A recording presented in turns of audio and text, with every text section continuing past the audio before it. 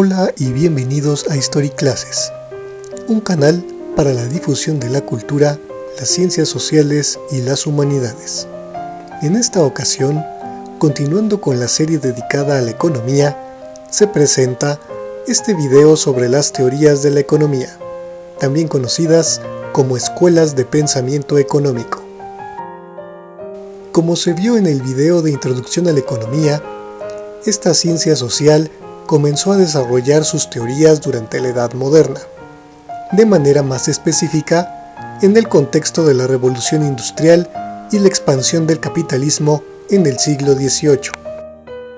De esta manera, surgió la teoría del liberalismo clásico en Gran Bretaña. El liberalismo económico tiene su antecedente con la teoría del liberalismo político propuesta por John Locke en el siglo XVII. Las ideas de Locke influyeron al escocés Adam Smith, quien consideró que la economía se mueve por una mano invisible, capaz de regular la oferta y demanda de productos. A su vez, Adam Smith influyó al inglés David Ricardo con su teoría del valor trabajo. La teoría económica del liberalismo está en contra del control absoluto del Estado en la economía, para proponer la libre circulación de bienes y capitales, así como el respeto a la propiedad privada. Pasemos ahora a la fisiocracia. El nombre de esta teoría proviene del griego y significa gobierno de la naturaleza.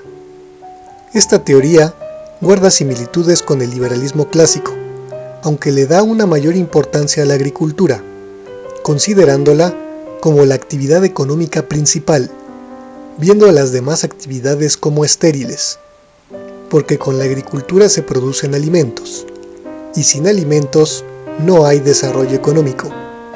Sus principales teóricos fueron los franceses François Quesnay y Robert-Jacques Turgot, durante el siglo XVIII, antes del estallido de la Revolución Francesa.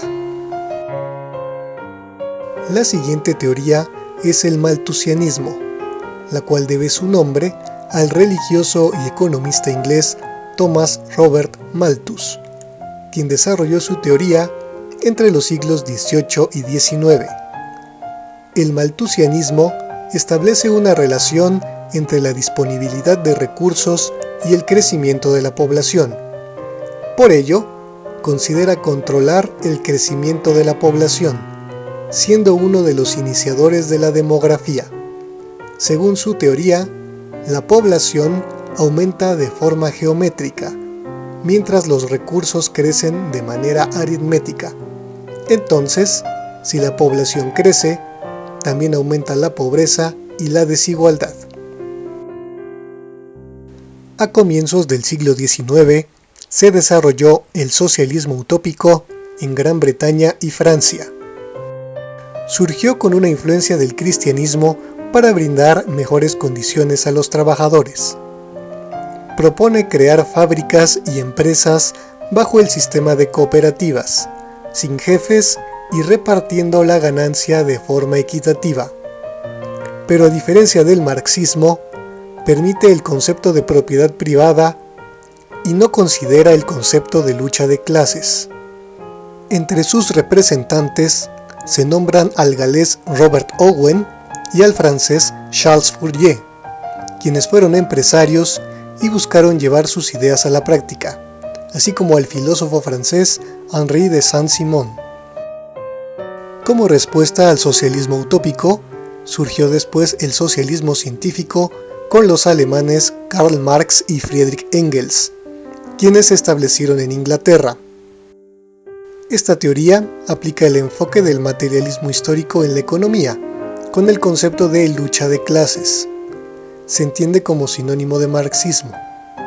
Propone eliminar las clases sociales y la propiedad privada, teniendo como fin llegar a un Estado comunista y establecer la llamada dictadura del proletariado, donde la clase obrera tuviera el control absoluto de los medios de producción, así como de las riquezas y su distribución. La Escuela Austriaca de Economía, como su nombre lo dice, surge en Austria a finales del siglo XIX.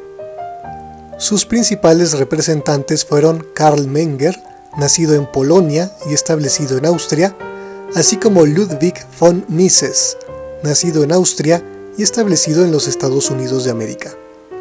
Esta corriente retoma elementos del liberalismo clásico y aboga por la libertad individual. De acuerdo con teorías anteriores, el precio de un producto era determinado por su costo de producción y el tiempo de trabajo requerido para producirlo.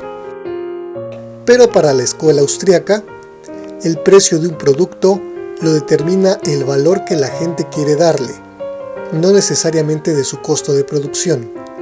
Esta teoría surgió como crítica del marxismo y después de la teoría del keynesianismo, la cual veremos a continuación.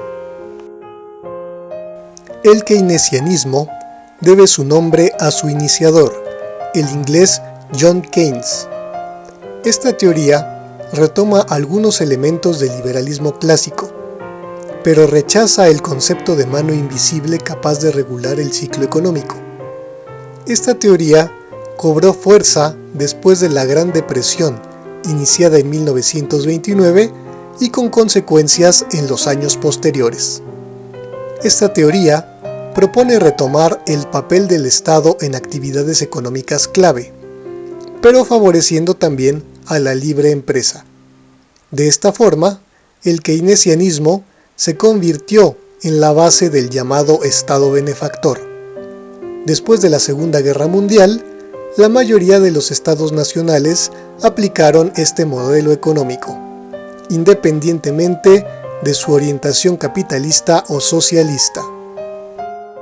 Para la década de 1970, el modelo de Estado benefactor propuesto por el keynesianismo se había desgastado.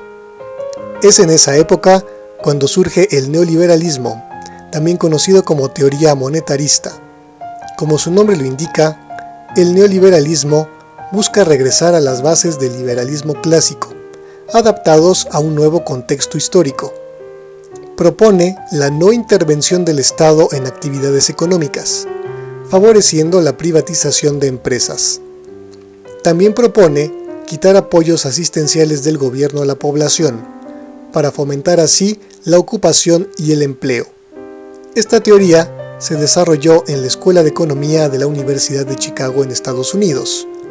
Por eso también se le conoce como Escuela de Chicago.